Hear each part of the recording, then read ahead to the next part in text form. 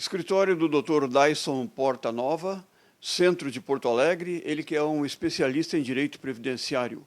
É exatamente o direito previdenciário um dos temas dessa entrevista, onde eu tenho o prazer de estar ao lado de um dos mestres nesta área. Tudo bem, Dr. Dyson? Tudo bem, Clóvis, é uma satisfação também poder conversar contigo, sempre relembrando os bons tempos, né, de quando te ouvia no espaço sobre música e hoje nós falamos sobre previdência. O Dyson era um dos ouvintes assíduos do Ritmo 20 na Continental ou na Universal, não sei. Na Continental, na 1120. Sou nosso de cada dia. Somos quase dinossauros. Sou nosso de cada dia. De cada dia. O que significa que tu vai estar na primeira fila no Beira-Rio para ver os Rolling Stones. Obviamente. Também tem David Gilmour, né? Gilmour, temos outros shows aí muito bons vindo para Porto Alegre. Porque se não for agora que a gente vai ver os Rolling Stones em Porto Alegre, vai ser quando? Ah, não vai ser mais. Eu acho que eles, por mais energia que tenham, né, que já deveriam ter se aposentado, mas eles mostram que a aposentadoria muitas vezes não é a essência da juventude. Quase todos os Stones estão na faixa dos 70 anos. Naturalmente, eles começaram muito jovens nessa estrada e não tiveram nenhum problema com a aposentadoria, etc. e tal, nem vão ter. Mas quem está nessa faixa, ou um pouco menos até, e que está aposentado, o pessoal aí está no litoral nos assistindo, muitos aposentados, será que esse pessoal que está nessa faixa, Dyson, se preocupou, fez uma previsão do que seria os próximos anos, quando atingiria 50, 60 anos, como seria a aposentadoria? Será que fizeram? Clóvis, a experiência nos mostra o oposto, né? A gente vê que, não raramente, os profissionais liberais, e nós podemos pegar jornalistas, advogados, nós podemos pegar o motorista de ônibus, o motorista de táxi, muitas vezes ele não se preocupa com a previdência. A gente não faz um projeto de aposentadoria quando a gente tem 20, 25 anos de idade, quando a gente está iniciando o trabalho, muitas vezes porque a remuneração não nos permite que a gente abra mão de uma parcela do salário para fazer uma poupança no futuro.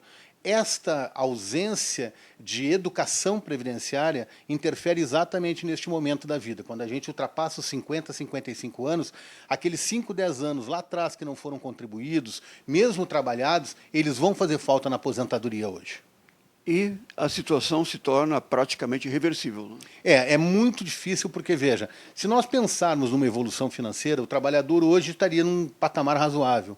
Você contribuir esse valor atrasado de 5 anos, 10 anos, pode dar uma fortuna que talvez o trabalhador não possa dispor. Algumas situações nós encontramos aí de 80, 100, 120 mil reais para indenizar esse valor. Aí a pessoa não vai abrir mão de um patrimônio construído na vida para fazer indenização previdenciária. É que não havia também um teto de aposentadoria alguns anos atrás, e hoje há. Né? É que o teto também era muito maior, né, Cláudio? Aí nós trabalhamos com 20 salários mínimos, que representaria hoje quase 15 mil reais, ou um pouco mais. Né?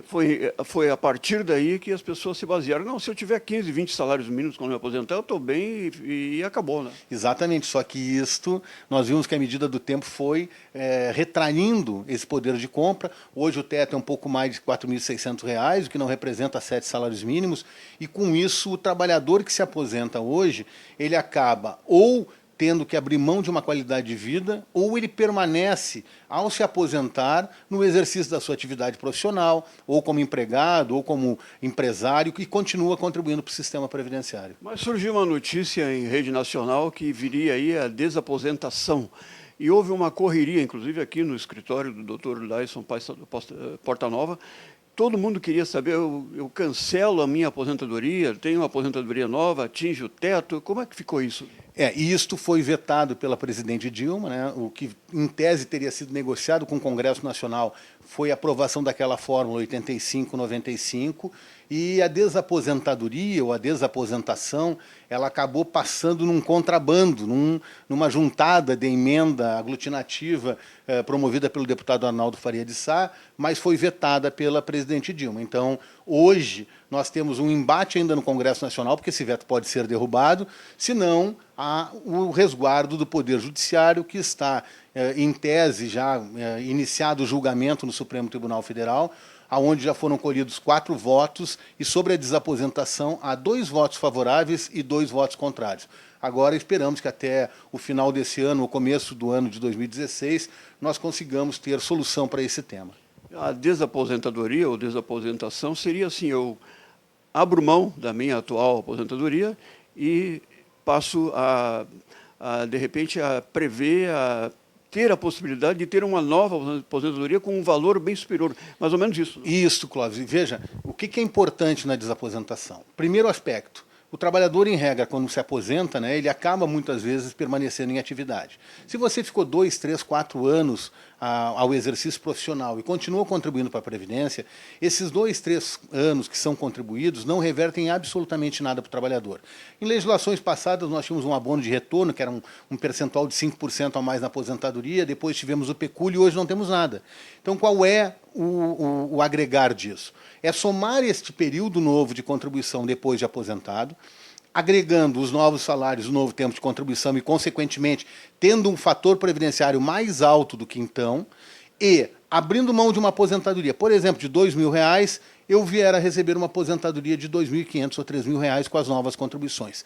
Esta é a ideia da desaposentação. Só que, como não há lei, todo o debate é travado no Poder Judiciário. Mas mesmo assim, Dyson, a desaposentação, se aprovada, se eu abrir mão da minha aposentadoria de R$2.000 e passar a ganhar R$2.500, é um processo que não é de hoje para amanhã. Né? Não, hoje a discussão toda se dá no Poder Judiciário. Então, o Poder Judiciário, com o seu procedimento, ele é muito longo.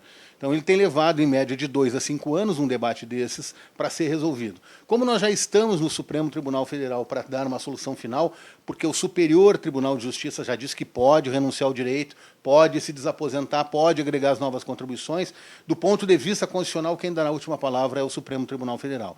E os dois embates que se dão é renunciável à aposentadoria, o Supremo irá se pronunciar sobre isso, e se é renunciável, eu posso agregar as novas contribuições. Estes são os dois polos que o Supremo vai decidir do ponto de vista constitucional. Consequentemente, se houver a aprovação do Supremo Tribunal Federal, estes processos terão uma celeridade maior, não demorarão 2, 3, 5 anos. Talvez em 1 ano, 1 ano e meio, você consiga resolvê-lo. Porque o INSS ainda resistirá ao cumprimento, porque ele não expedirá uma ordem interna para fazer o reconhecimento da desaposentação, a pessoa terá aí que ingressar no Poder Judiciário para obter o reconhecimento da aposentadoria renunciada e um novo cálculo que será a desaposentação. Esse teto hoje está na faixa de R$ 4.663. Vamos combinar que alguém, por exemplo, um colega, um jornalista que trabalhou e que estava num veículo muito poderoso, ganhando um salário de 30, 40 mil reais por mês, de repente ele se aposenta e passa a ganhar 4.600. Para ele é muito difícil, né, Cláudio? Complicado. Então, há um nível de refreamento econômico dele, ele cai a 20% do valor da renda. Esse trabalhador, obviamente, continuará exercendo atividade, não só, talvez, num grande veículo, como também numa assessoria de imprensa, num trabalho um pouco mais amplo, porque não há condições de suportar isso. Tanto que esse debate, o não suportar essa contribuição ou o salário até R$4.000 ou 4.500 para quem tenha, e se abre um leque muito grande na previdência privada, que tem lá suas vantagens, tem suas mazelas, tem seus conflitos, mas também é uma alternativa de possibilitar uma aposentadoria melhor e agregar um valor no futuro. E entre os teus clientes, eu sei que muitos e muitos colegas de nome e até renome estão nessa situação. Né? A gente vê que no meio jornalístico, o trabalhador, quando se aposenta, ele permanece em atividade. Ele não consegue manter o mesmo padrão de vida com a aposentadoria do regime geral. Muitas empresas possuem uma previdência complementar, né? Então você pode ter uma aposentadoria complementada por esse regime de previdência privada, mas mesmo assim ainda é precário para você manter o padrão de vida. Até porque tu sabe que a tua atividade, o jornalismo, ela é extremamente estressante, há um grau de desgaste muito grande. Quando o trabalhador nesse patamar chega aos seus 70 anos de idade, ele também tem lá as suas preocupações, tanto com a preocupação de não agredir o cérebro, que o Alzheimer pode pegar, a questão da cardiopatia, que é muito comum com o exercício profissional estressante. Então você acaba tendo esses complicativos e aí tem problemas medicamentais, tem problema de saúde, tem que manter o plano de saúde. Então todas essas estruturas, elas acabam afetando o benefício previdenciário. Uma outra especialidade do escritório e os assessores do Dr. Dyson Portanova está exatamente no assunto precatórios. Como é que está essa situação? Bom, nós temos hoje uma crise já instaurada no Rio Grande do Sul, por exemplo, que nós temos as brigas com os trabalhadores da área da rede ferroviária, da antiga Viação Férrea do Estado do Rio Grande do Sul, as pensionistas do IP, os trabalhadores nos portos, os professores, e o Estado hoje tem uma dívida alegada aí de 8 bilhões de reais, onde apresenta uma infinidade de precatórios, representando em torno de 70 mil precatórios habilitados. o Estado aprovou uma lei agora reduzindo o pagamento das requisições de pequeno valor para 7 salários mínimos, 10 salários mínimos, com a negociação com o PDT, e mesmo assim essa dívida ela não se esgotará tão cedo. Há uma posição do Conselho Nacional de Justiça para os estados e para os municípios que há obrigação de que os depósitos judiciais que hoje são utilizados para fins que não o pagamento de dívida venham a ser convertidos para o pagamento dos precatórios. Então, é um alento para os precatoristas do Estado que têm a possibilidade de ver esse crédito honrado. No âmbito federal, nós temos um problema um pouco menor. O governo federal ele tem pago em dia os precatórios. E o pagar em dia é ter um prazo de 1 ano e meio da habilitação desse crédito para fazer a honra deste depósito.